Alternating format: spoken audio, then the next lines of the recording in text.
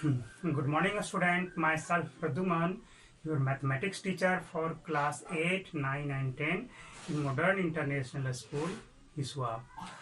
Students, today just I have to start a new chapter for class 8.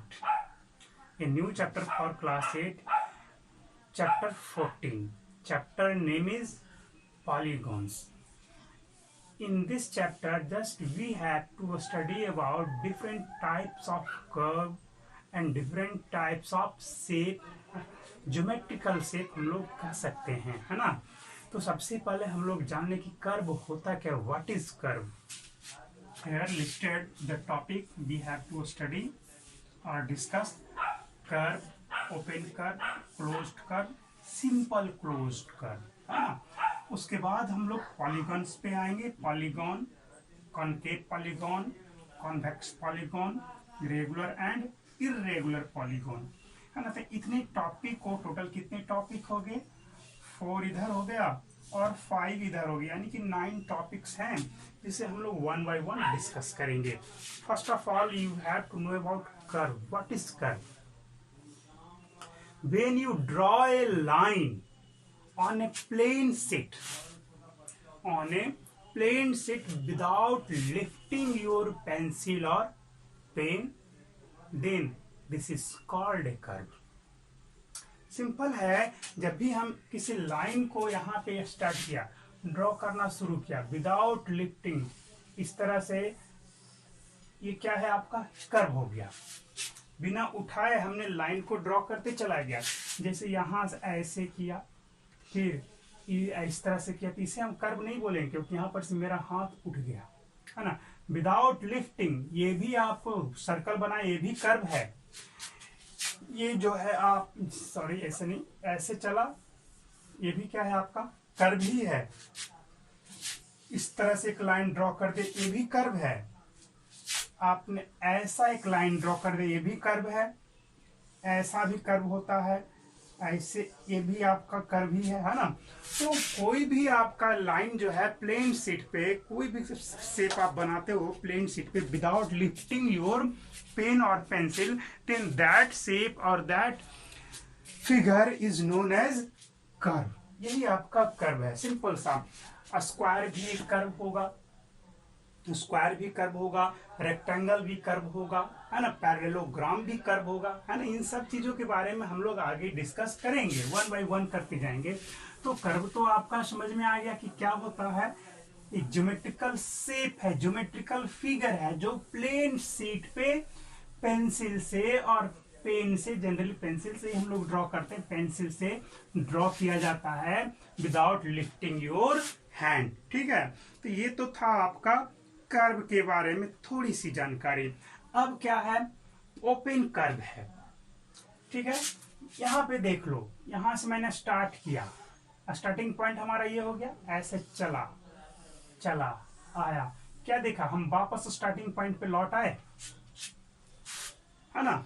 जहां से चला हम यहाँ पर वापस लौट आए, तो क्या हुआ, ये पूरे पाथ को क्लोज कर दिया। यहाँ का जो पाथ था ये क्या हुआ, इनसाइड में आ गया, पूरे रास्ते के इनसाइड में आ गया। तो ऐसे कर्व को क्लोज्ड कर्व कहते हैं। बट जब आप यहां से चले इस तरह से यहीं तक आकर के रुक गए, this is the open curve. ये क्या हो गया आपका, ये ओपन कर्व है। जब आप इनिशियल पॉइंट पर फाइनली नहीं पहुंचते हो, then that curve is open curve. और आप जैसे भी चलो, इस तरह से चला,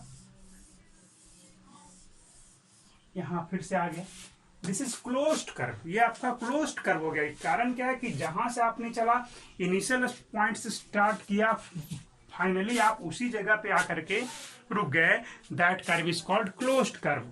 ये भी ये क्या है आपका सर्कल, क्लोज्ड कर्व हो गया, ये भी क्लोज्ड कर्व। बट यहां से चला, इस तरह से फिगर देखो,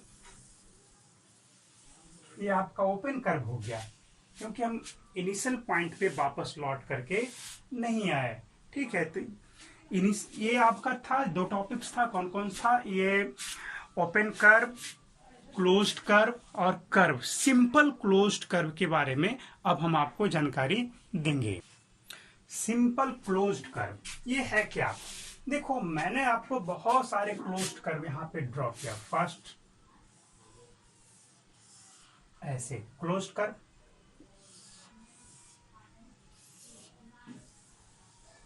ये भी क्लोज्ड कर्व। दोनों में क्या डिफरेंस आपको दिखा?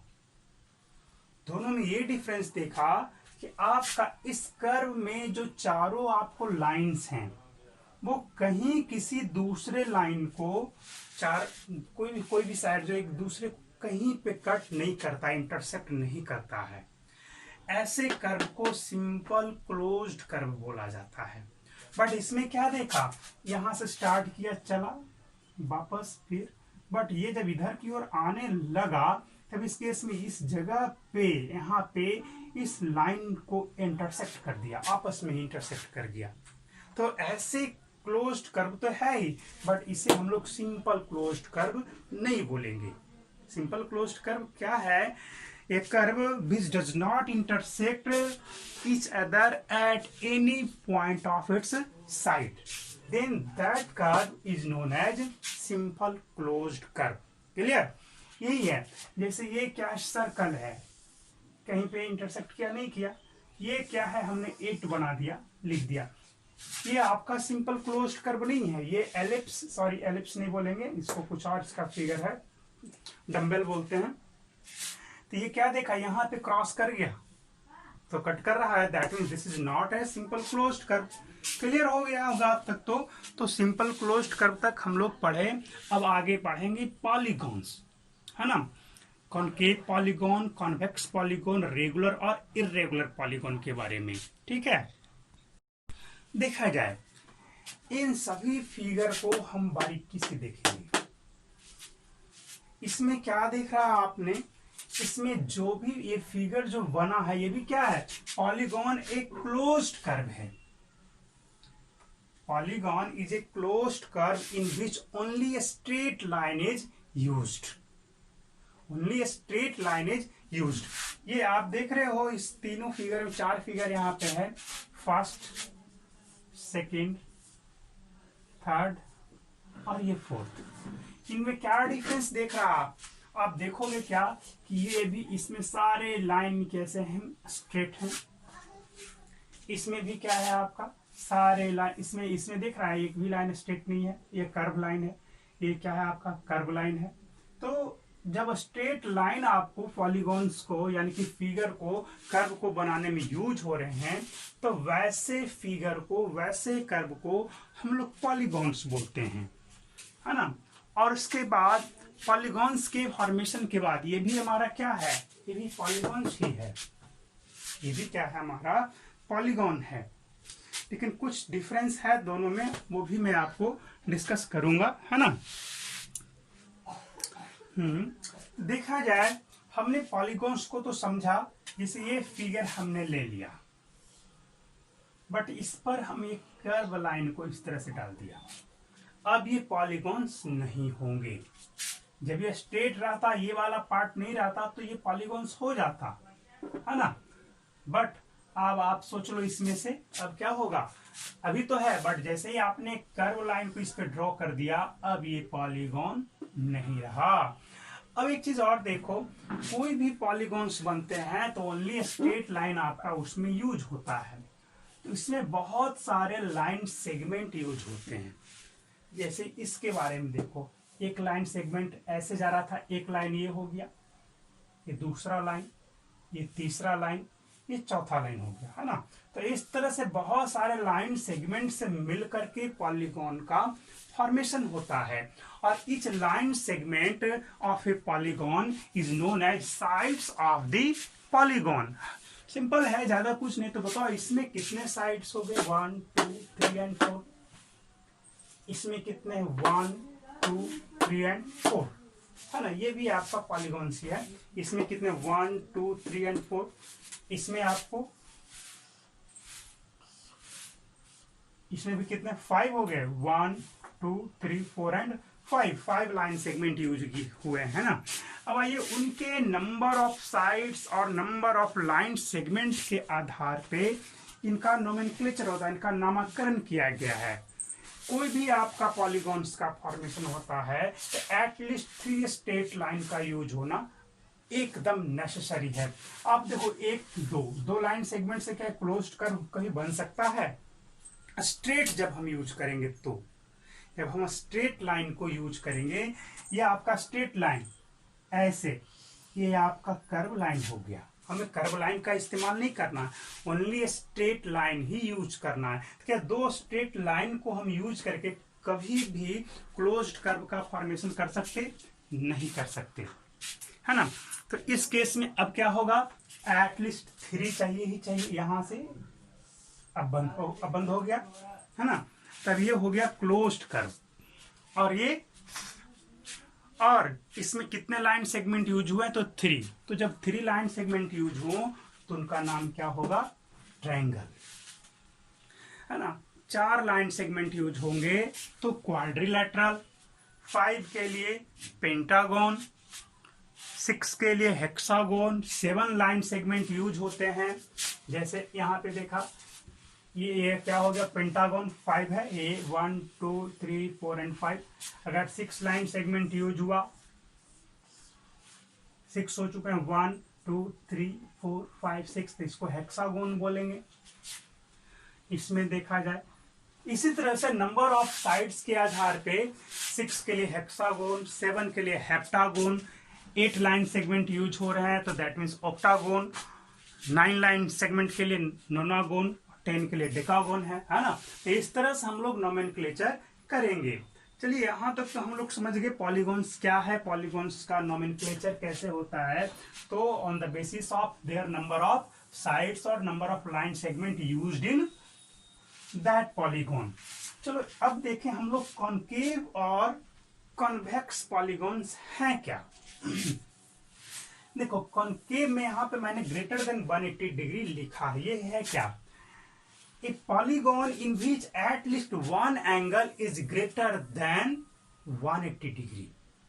वैसे पॉलीगॉन जिसके इनसाइड में यानी कि अंदर का इंटरनल एंगल जो हो, एटलीस्ट 1 एंगल जो हो आपको 180 से बड़ा हो, that polygon is known as concave polygon. जैसे देखा जाए, यहां पर देखो, ये सारे फिगर को देख लिया हमने। ये एंगल इंटरनल, ये क्या 180 से ज्यादा हो सकता है? कभी नहीं हो सकता है। तो ये आपका कॉनकेव पॉलीगॉन नहीं होगा, कॉन्वेक्स हो जाएंगे ये। इसमें देखा जाए,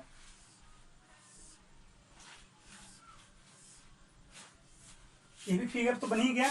इंटरनल एंगल क्या होगा?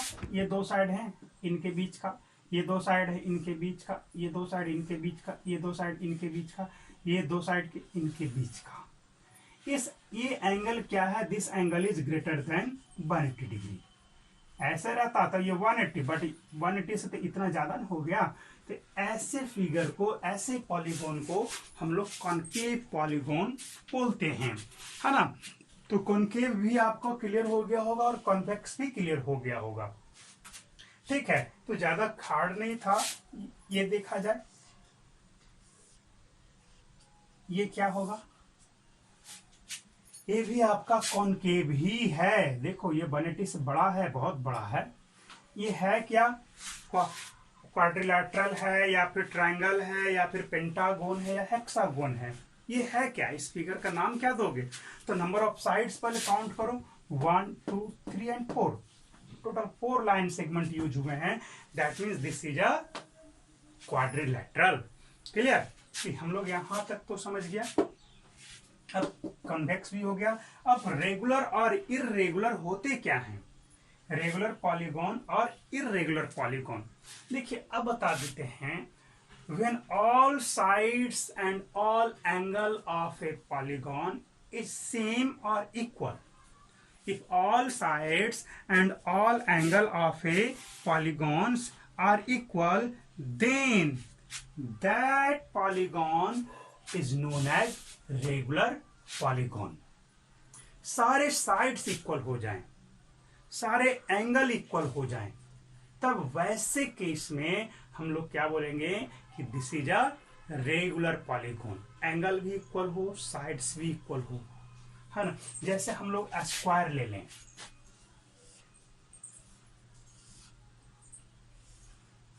इस स्क्वायर के बारे में देखो, ये साइड ये साइड ये साइड इक्वल हैं, सारे एंगल 90 डिग्री हैं, then this is called regular polygon.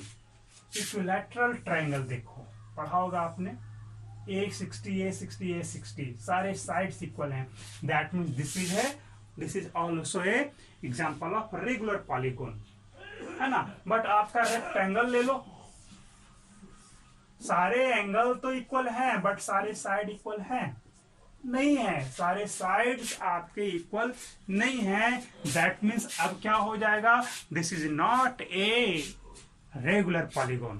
तो ये था हमारा रेगुलर पॉलीगॉन और इर्रेगुलर पॉलीगॉन के बारे में इंफॉर्मेशन था। ठीक है, अब आइए हम लोग कुछ और जान ले, थोड़ा सा इसको इरेज करने के बाद।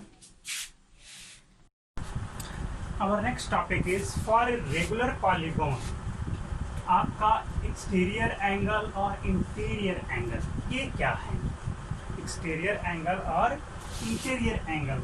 जरा देखो, ये एंगल पॉलीगॉन के अंदर का है, ये एंगल भी अंदर का ही है, ये भी इनसाइड का है, ये भी इनसाइड का ही है, ये भी है ना। तो जो पॉलीगॉन के इनसाइड वाले एंगल होते हैं उन सबको इंटीरियर एंगल बोला जाता है ना, इंटीरियर इनसाइड वाले एंगल। और इसके रेस्पेक्ट में जो एंगल बना इसको एक्सटेंड करने के बाद this angle is called exterior angle, है ना। इसका एक्सटीरियर एंगल ये हो गया, यहाँ से एक्सटेंड किया आगे की ओर, ये भी हो गया एक्सटीरियर एंगल, इसको एक्सटेंड किया आगे की ओर, ये भी एक्सटीरियर एंगल, इसको भी एक्सटेंड किया तो ये भी एक्सटीरियर एंगल, ये भी एक्सटेंड किया तो ये भी क्या हो गया, एक्सटीरियर एंगल हो गया, है ना। इसका एक्सटीरियर ये, इसका एक्सटीरियर ए, इसका ये और इसका। जरा सोच लो एक चीज को, सभी में क्या देख रहे हो, इन दोनों का सम एक स्ट्रेट लाइन यानी 180 डिग्री, इन दोनों का सम भी 180 डिग्री, इन दोनों का सम भी 180 डिग्री, इन दोनों का सम भी क्या हो गया, 180 डिग्री। अगर आपसे पूछ दिया जाए इंटीरियर एंगल के बारे में कि अगर ये है 60 डिग्री तो ये कितना होगा 120, तब तो 180 होगा। ये है आपका 100 डिग्री, तब ये क्या होगा 80 डिग्री होगा ना। इसी तरह से तब इस तरह से एक फॉर्मूला आपके लिए बन जाएगा, each interior angle is equal to each, अगर रेगुलर है तब तो सारे एंगल इक्वल ही होंगे, each interior angle is equal to 180 minus exterior angle हो गया। सिंपल सा है, देख रहे हो ना, 180 माइनस एक्सटीरियर को कर दोगे तो इंटीरियर मिल जाएगा, और इंटीरियर को माइनस करोगे तो एक्सटीरियर मिलेगा। सिंपल सा था। तो ये तो हो गया हमारा। एक और है, सम ऑफ ऑल एक्सटीरियर एंगल, जानते हैं क्या होगा, इसको इसको इसको इसको इसको इस तरह ऐड करोगे, क्या एक पूरा सर्कल के जैसा ही बन जाएगा। सेक्शन को लेते जाओ, इस सेक्शन को लो, इस सेक्शन को, एक सर्कल बन जाएगा। सबसे जगह पर क्या लो, इक्वल लेंथ का आर्क का एक चाप ले लो, आर्क ले लो, इस तरह से घुमा दिया, इस तरह से घुमा दिया, इस तरह से घुमा दिया, और इस तरह से घुमा दिया, और इस तरह से घुमा दिया। सारे सेक्शन को उठा करके लोगे तो आपका क्या बन जाएगा, एक फुल सर्कल बन जाएगा। यानी कितना डिग्री हो जाएगा, 360 डिग्री हो जाएगा। यानी कि sum of all exterior angle give the result 360 degree, या 4 क्या बोलेंगे उसको, 90 डिग्री, 4 इंटू 90 डिग्री भी उसको बोल सकते हैं, राइट एंगल। क्लियर है। तो यहाँ पर से हो गया sum of all exterior angle equal to 360 degree, या 4 into right angle. Right angle का मतलब 90 डिग्री होता है। ये तो हो गया एक्सटीरियर एंगल का सम हो गया जी। क्लियर है। अब इसमें से कुछ और हम लोग जान लेंगे, है ना। ईच एक्सटीरियर एंगल के बारे में जानेंगे। ईच एक्सटीरियर एंगल होता क्या है। तो अगर आपका इसके बारे में बोला गया, रेगुलर पॉलीगॉन है, एन साइड हैं, कितने साइड हैं, एन साइड हैं, तो सोच लो एन साइड हैं, जैसे 5 साइड हैं, तो पांचों एंगल तो बराबर ही होगा। क्या होगा, पांचों तो इक्वल ही ना होगा, ऑल जब रेगुलर है that means all internal angle equal, तो ऑल एक्सटर्नल एंगल भी इक्वल होगा, एक्सटीरियर एंगल भी। तो अगर एन साइड्स टोटल हैं तो एक्सटीरियर एंगल का मेजरमेंट कितना होगा? तो टोटल का सम कितना था? 360। तो 5 साइड है तो 5 से डिवाइड करोगे, दैट मीन्स आपका ईच एक्सटीरियर एंगल इज क्या हो जाएगा? Each exterior angle is equal to, लिख देते हैं यहाँ पे, each exterior angle equal to 360 by n. N क्या है? Number of sides of regular polygon. Clear है? तो ये तो था हमारा आज का टॉपिक, थोड़ा बड़ा हो गया, ठीक है। और एक और लास्ट टॉपिक है उसको भी बता ही दे। सम ऑफ ऑल इंटीरियर एंगल क्या होता है? सम ऑफ, जैसे इरेगुलर पॉलीगॉन है तो इन सभी का सम क्या होगा? इन सभी का सम क्या होगा जरा देख लिया जाए। तो 2n-4 राइट एंगल होता है, 2n-4 राइट एंगल यानी कि 90 degree, sum of all interior angle. इसके बारे में नेक्स्ट डे डिटेल्स में चलेंगे। आज के लिए इतना ही।